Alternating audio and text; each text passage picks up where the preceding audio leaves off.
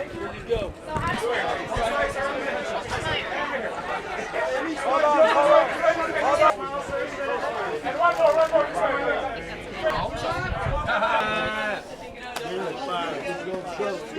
right, guys, we're gonna give it to you.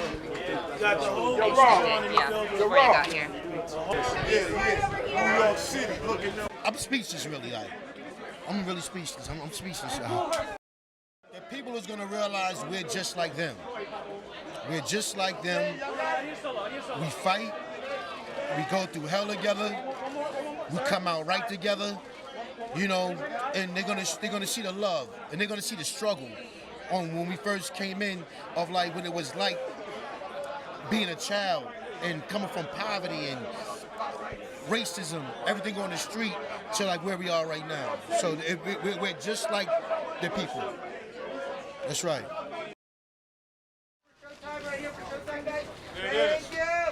I think this story gives you a nice view of New York, right, and American life through the eyes of these non-black men, you know what I mean? And I think that our travels and our walk it's like a Siddhartha, you know what I mean? Seriously, it's like you see that from the mud, flowers grow, you know what I mean? And I think that that's what this story is. We all know the book of Mice and Men. We all know the book of Mice and Men. It's an American classic. The Wu-Tang Clan are also an American classic. Oftentimes, when African Americans or folks of color make art, we're not necessarily considered Americans. I want people to understand that the Wu-Tang story is a classic American story, and it's the same story that blues singers and jazz musicians told. It's the same story. Our music and our art is a reflection of and reaction to the environment that we're in. And that's why I wanted to call the film Of Mics and Men. We came from the New York streets when New York was really New York. Right now it's Walt Disney compared to what it was.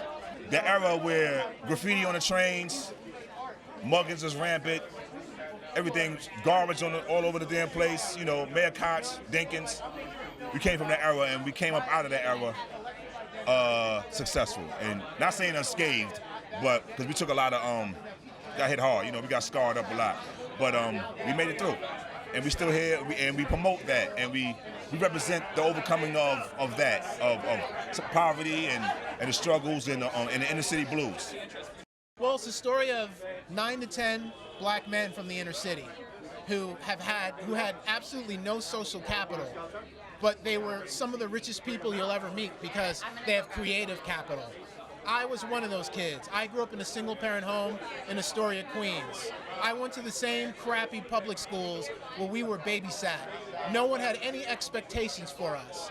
I didn't have a great voice as a rapper, but I was a writer. So as a journalist, I was able to make my way and create a life for myself as a storyteller and eventually a filmmaker. So I want people to understand that kids in the inner city, we are smart, we are creative, we have a lot of power. And we're gonna take that opportunity when we can. We might not always get it, but they are an example of young folks who stayed focused on their idea and their dream, didn't compromise, and have gone on to influence the world. I think on the political side of things, we don't recognize sometimes that cycles continue unless somebody can acknowledge that it's happening and do something to change it. When you watch this film, you'll see some of the issues that was going on in the 90s, the 80s, and the 60s is still here, right?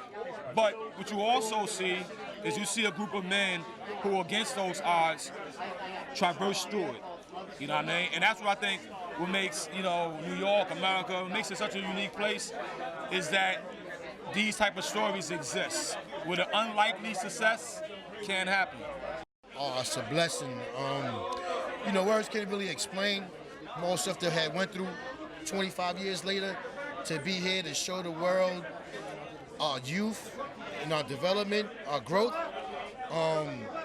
it's crazy. You know, I would never thought that you'd be here 25 years later. You know what I mean? Yeah. Hey, to the right. I always wanted to be at Tribeca Film Festival. Like I always wanted to be in the Rock and Roll Hall of Fame. This is one of the lists right now. I'm trying to go. You know, we got a little bit more to go, but we headed in the right direction, and I'm happy that this is a part of our legacy also. Thank you.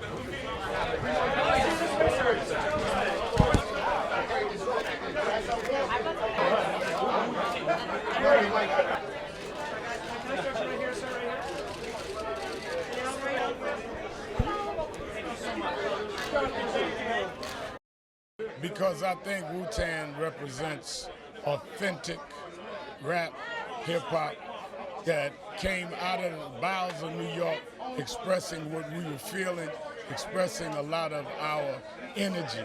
And I wanted to be here because I felt that it was important to show it was intergenerational. They moved us all. Because it was not manufactured. They were not studio audiences. It came from the bottom and always represented the bottom. They were authentic. Oh, how you doing? All the time.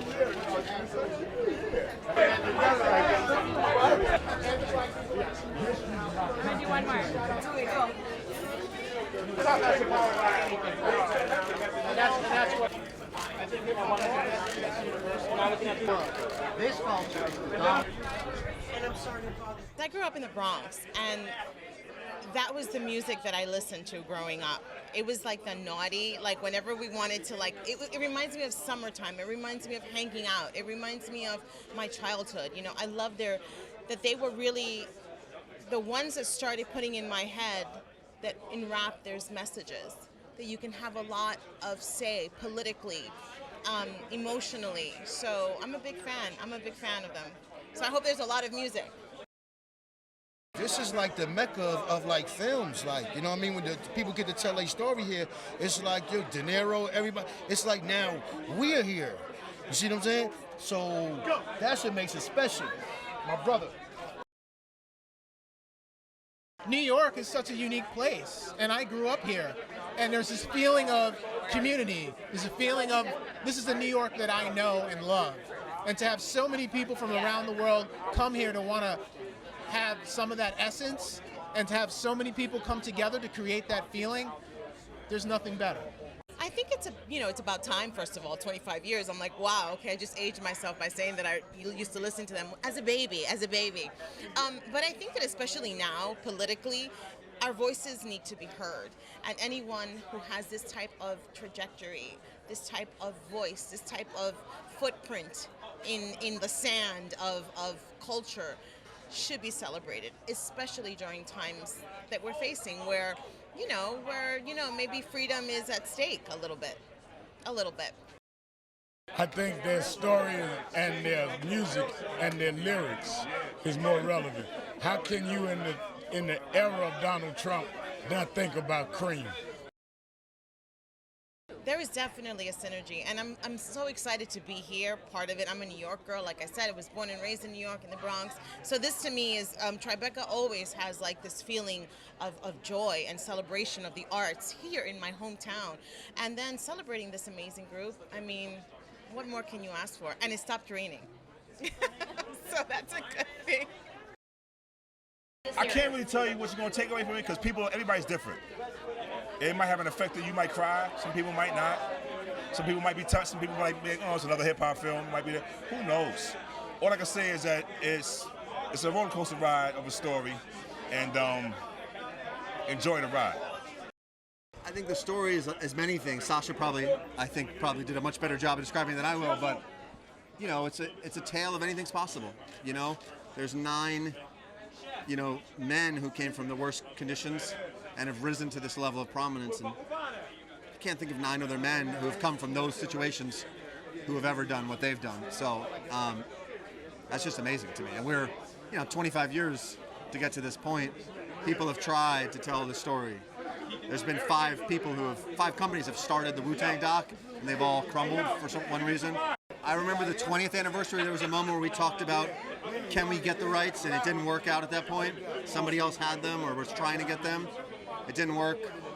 So to me, it's the holy grail of definitely hip-hop, if not music stories. And it was one of the most complicated things I've ever been part of.